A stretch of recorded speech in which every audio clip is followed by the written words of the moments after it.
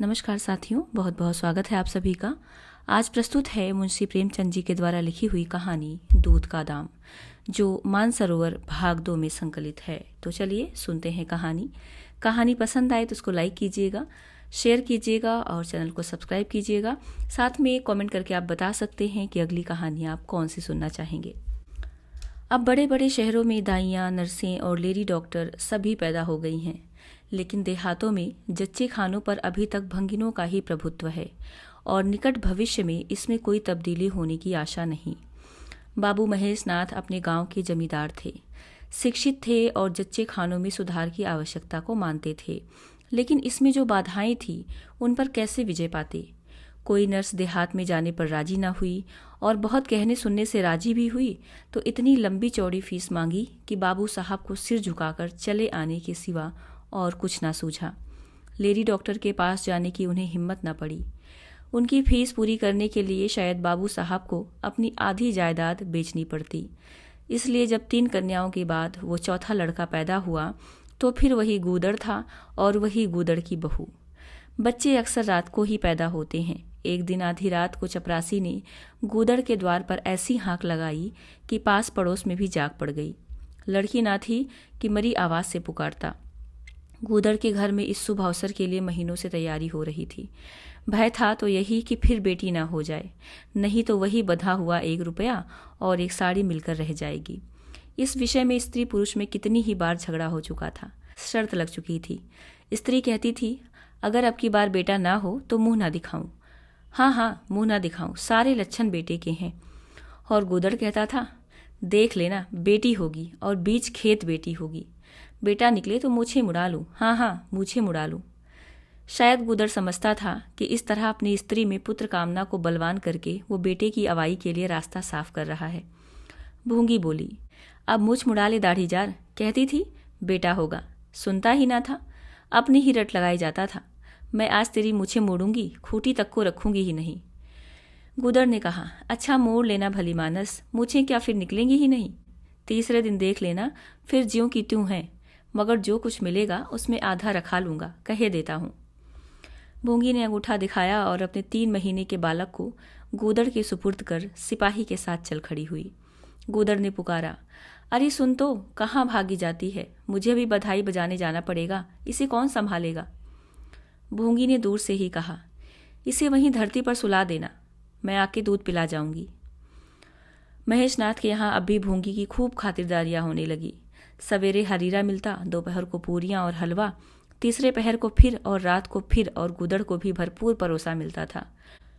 भूंगी अपने बच्चे को दिन रात में 1-2 बार से ज्यादा ना पिला सकती थी। उसके लिए ऊपर के दूध का प्रबंध था। भूंगी का दूध बाबू साहब का भाग्यवान बालक पीता था और ये सिलसिला 12वें दिन भी बंद ना हुआ। मालकिन मोटी ताजी देवी थी, पर अब की कुछ ऐसा संयोग कि उन्हें दूध हुआ ही नहीं।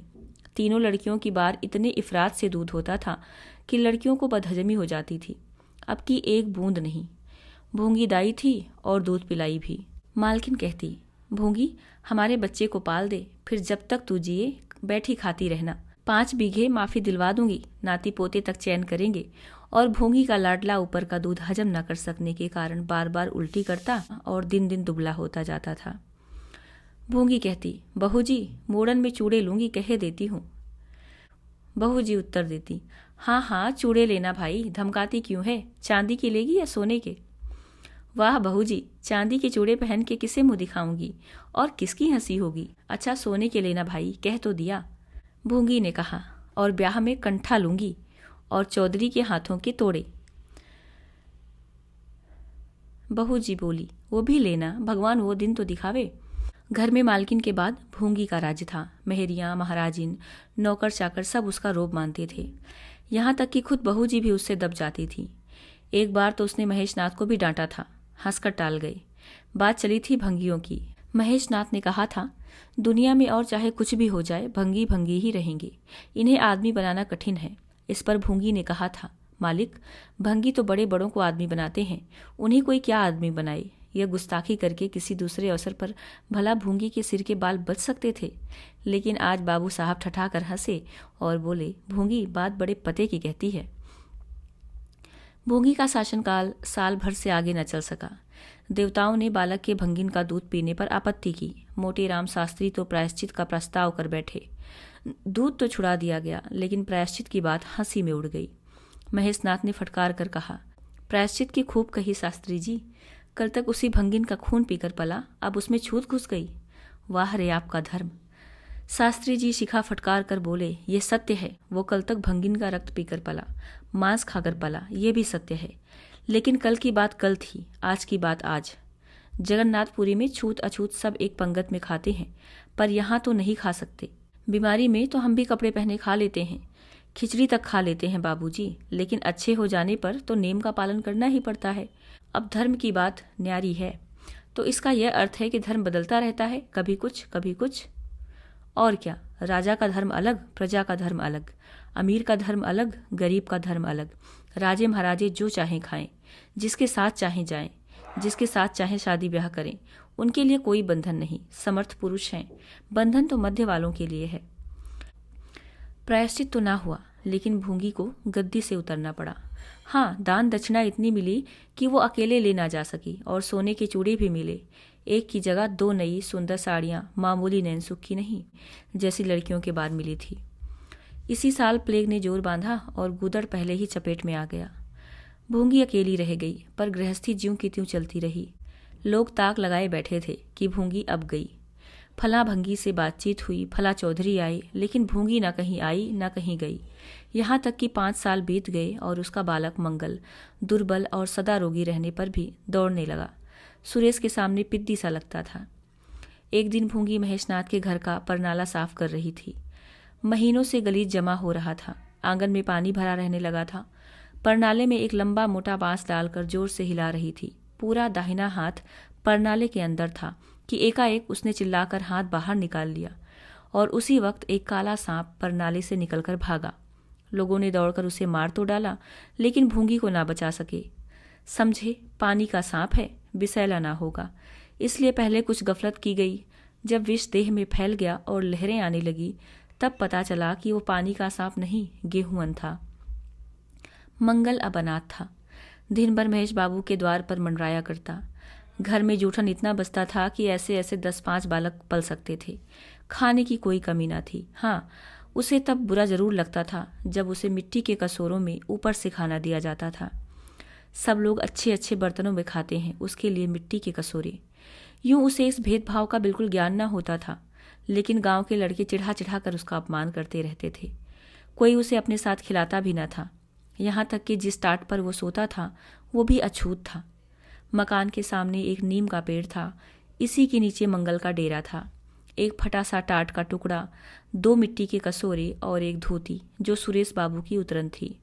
जाड़ा गर्मी बरसात हर एक मौसम में वो जगह एक सी आरामदेह थी, और भाग्य का बली मंगल झुलसती हुई लू, गलते हुए जाड़े और मूसलाधार वर्षा में भी जिंदा और पहले से कहीं स्वस्थ था। बस उसका कोई अपना ना था, तो गांव का एक कुत्ता जो अपने सहवर्गियों के जुल्म से दुखी होकर मंगल की शरण में आ पड़ा था। दोनों एक ही खाना खाते, एक ही टाट पर सोते। तबीयत भी दोनों की एक सी थी और दोनों एक दूसरे के स्वभाव को जान गए थे। कभी आपस में झगड़ा ना होता। गांव के धर्मात्मा लोग बाबू साहब की सुदारता पर आश्चर्य करते। ठीक द्वार के सामने 50 हाथ भी ना होगा। मंगल का पड़ा रहना उन्हें 16 आने धर्म विरुद्ध जान पड़ा। छी, यही हाल रहा तो थोड़े ही दिनों में धर्म का अंत ही समझो। भंगी को भी भगवान ने ही रचा है, यह हम भी जानते हैं। उसके साथ हमें भी किसी तरह का अन्याय न करना चाहिए, ये किसे नहीं मालूम। भगवान का तो नाम ही पतित पावन है, लेकिन समाज की मर्यादा भी कोई वस्तु है। उस द्वार पर जाते हुए संकोच होता है। गांव के मालिक हैं, जाना तो पड़ेगा ही, लेकिन बस यही समझ लो कि घृणा होती है। मंगल और टामी में गहरी बनती थी। मंगल कहता, देखो भाई टामी, जरा और खिसक कर सो। आखिर मैं कहाँ लेटूं? सारा टाट तो तुमने घेर लिया। टामी कुकू करता, दुम हिलाता और खिसक जाने के बदले और ऊपर चढ़ाता, और मंगल का मुंह चाटने लगता। शाम को वह एक बार रोज अपना घर देखने और थोड़ी देर रोने जाता। पहले साल फूस का छप्पर गिर पड़ा, दूसरे साल एक दीवार गिरी, और अब केवल आधी आधी दीवारें खड़ी थी, जिनका ऊपरी भाग नोकदार हो गया था। यही उसे स्नेह की संपत्ति मिली थी। वही स्मृति, वही आकर्षण, वही प्यार उसे एक बार उस उजड़ में खींच ले जाता था, और टामी सदैव उसके साथ होता था। मंगल नोकदार दीवार पर बैठ जाता और जीवन के बीते और आने वाले स्वप्न देखने लगता और बार बार उछलकर उसकी गोद में बैठने की असफल चेष्टा करता। एक दिन कई लड़के खेल रहे थे। मंगल भी पहुंचकर दूर खड़ा हो गया। या तो सुरेश को उस पर दया आई या खेलने वालों की जोड़ी पूरी न पड़ती थी। कह नहीं सकते। जो कुछ भी हो तजवीज़ की कि आज मंगल को भी खेल में शरीक कर लिया जाए। यहाँ कौन देखने आता है? क्यों रे मंगल, खेलेगा? मंगल बोला, ना भैया, कहीं मालिक देख लें तो मेरी चमड़ी उधेड़ दी जाए। तुम्हें क्या, तुम तो अलग हो जाओगे। सुरेश ने कहा, तो यहाँ कौन आता है देखने बे? चल हम लोग सवार खेलेंगे। तू घोड़ा बनेगा, हम लोग तेरे ऊपर सवारी करके दौड़ाएंगे। मंगल ने शंका की, मैं बराबर घोड़ा ही रहूंगा कि सवारी भी करूंगा, ये बता दो। यह प्रश्न टेढ़ा था। किसी ने इस पर विचार न किया था। सुरेश ने एक क्षण विचार करके कहा, तुझे कौन अपनी पीठ पर बिठाएगा? सोच, आखिर तू भंगी है कि नहीं? मंगल भी खड़ा हो गया। बोला, मैं कब कहता हूं कि मैं भंगी नहीं हूं, लेकिन तुम्हें मेरी ही माँ ने दूध पिलाकर पाला है। जब तक मुझे भी सवारी करने को ना मिलेगी मैं घोड़ा ना बनूंगा। तुम लोग बड़े चगड़ हो। आप तो मजे से सवारी करोगे और मैं घोड़ा ही बना रहूं। सुरेश ने डांट कर कहा, तुझे घोड़ा बनना पड़ेगा, और मंगल को पकड़ने दौड़ा। मंगल भागा। सुरेश ने दौड़ाया। मंगल ने कदम और तेज किया।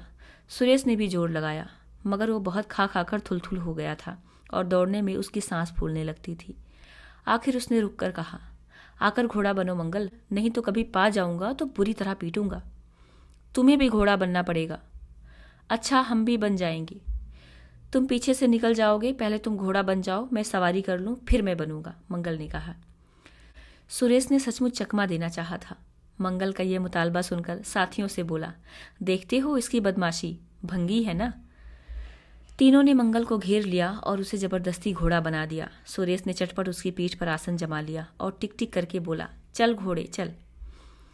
मंगल कुछ देर तक तो चला, लेकिन उस बोझ से उसकी कमर टूटी जाती थी। उसने धीरे से पीठ सिकोड़ी और सुरेश की रान के नीचे सरक गया। सुरेश महोदय लत से गिर पड़े और भोंपू बजाने लगे। माँ ने सुना सुरेश कहीं रो रहा है। सुरेश कहीं रोए तो उनके तेज कानों में जरूर भनक पड़ जाती थी और उनका रोना भी बिल्कुल निराला होता था, जैसे छोटी लाइन के इंजन की आवाज़। मेहरी से बोली, देख तो सुरेश कहीं रो रहा है, पूछ तो किसने मारा है। इतने में सुरेश खुद आंखें मलता हुआ आया। उसे जब रोने का अवसर मिलता था तो माँ के पास फरियाद लेकर जरूर आता था। माँ मिठाई या मेवे देकर आंसू पोंछ देती थी। आप थे तो 8 साल के, मगर थे बिल्कुल गावदी।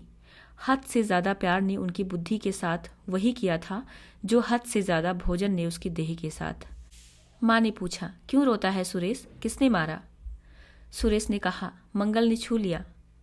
माँ को विश्वास न आया। मंगल इतना निरीह था कि उससे किसी तरह की शरारत की शंका न होती थी, लेकिन जब सुरेश कस्में खाने लगा तो विश्वास करना लाजिम हो गया। मंगल को बुलाकर डांटा, क्यों रे मंगल, अब तुझे बदमाशी सूझने लगी? मैंने तुझसे कहा था सुरेश को कभी मत छूना, याद है कि नहीं? बोल। मंगल ने दबी आवाज़ से कहा, याद क्यों नहीं है? तो फिर तूने उसे क्यों छुआ? मैंने नहीं छुआ। तूने नहीं छुआ तो वो रोता क्यों था? गिर पड़े, इससे रोने लगे। चोरी और ऊपर से सीना जोरी। देवी जी दांत पीस कर रह गई। मारती तो उसी दम स्नान करना पड़ता, छड़ी तो हाथ में लेनी ही पड़ती, और छूत का विद्युत प्रवाह इस छड़ी के रास्ते उनकी देह में पैवस्त हो जाता। इसलिए जहां तक गालियां दे सकी दी और हुक्म किया कि अभी अभी यहां से निकल जा। फिर जो इस द्वार पर तेरी सूरत नजर आई तो खून ही पी जाऊंगी। मुफ्त की रोटियां खा खाकर शरारत सूझती है आदि। मंगल में गैरत तो क्या थी, हाँ डर था। चुपके से अपने सकोरे उठाए, टाट का टुकड़ा बगल में दबाया, धोती कंधों पर रखी और रोता हुआ वहां से चल पड़ा। अब वो यहाँ कभी ना आएगा। यही तो होगा कि भूखों मर जाएगा। क्या हरज है, इस तरह जीने से फायदा ही क्या है? गांव में उसके लिए और कहाँ ठिकाना था। भंगी को कौन पनाह देगा? उसी खंडहर की ओर चला जहां भले दिनों की स्मृतियां उसके आंसू पोंछ सकती थी, और खूब फूट फूट कर रोया। उसी क्षण टामी भी उसे ढूंढता हुआ पहुंचा और दोनों फिर अपनी व्यथा भूल गए। लेकिन ज्यों ज्यों दिन का प्रकाश क्षीण होता जाता था, मंगल की ग्लानि भी क्षीण होती जाती थी। बचपन को बेचैन करने वाली भूख देह का रक्त पी पी कर और भी बलवान होती जाती थी। आंखें बार बार कसोरों की ओर उठ जाती। वहां अब तक सुरेश की जूठी मिठाइयां मिल गई होती, यहाँ क्या धूल फांके। उसने टामी से सलाह की, खाओगे क्या टामी? मैं तो भूखा लेट रहूंगा। टामी ने कुंकू करके शायद कहा, इस तरह का अपमान तो जिंदगी भर सहना है। यूं हिम्मत हारोगे तो कैसे काम चलेगा? मुझे देखो ना, कभी किसी ने डंडा मारा, चिल्ला उठा, फिर जरा देर बाद दुम हिलाता हुआ उसके पास जा पहुंचा। हम तुम दोनों इसीलिए बने हैं भाई। मंगल ने कहा, तो तुम जाओ, जो कुछ मिले खा लो, मेरी परवाह ना करो। टामी ने अपनी स्वान भाषा में कहा, अकेला नहीं जाता, तुम्हें साथ लेकर चलूंगा। मैं नहीं जाता। तो मैं भी नहीं जाता। भूखों मर जाओगे तो क्या तुम जीते रहोगे? मेरा कौन बैठा है जो रोएगा? यहाँ भी वही हाल है भाई। क्वार में जिस कुतिया से प्रेम किया था उसने बेवफाई की और अब कल्लू के साथ है। खैरियत यही हुई कि अपने बच्चे लेती गई, नहीं तो मेरी जान गाढ़े में पड़ जाती। 5-5 बच्चों को कौन पालता? एक क्षण के बाद भूख ने एक दूसरी युक्ति सोच निकाली। मालकिन हमें खोज रही होंगी क्या टामी? और क्या, बाबूजी और सुरेश खा चुके होंगे।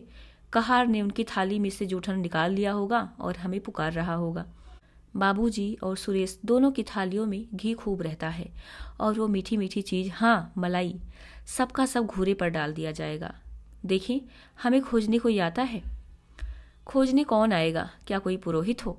एक बार मंगल मंगल होगा और बस थाली पर नाले में उड़ेल दी जाएगी। अच्छा तो चलो चलें, मगर मैं छिपा रहूंगा। अगर किसी ने मेरा नाम लेकर ना पुकारा तो मैं लौट आऊंगा, ये समझ लो।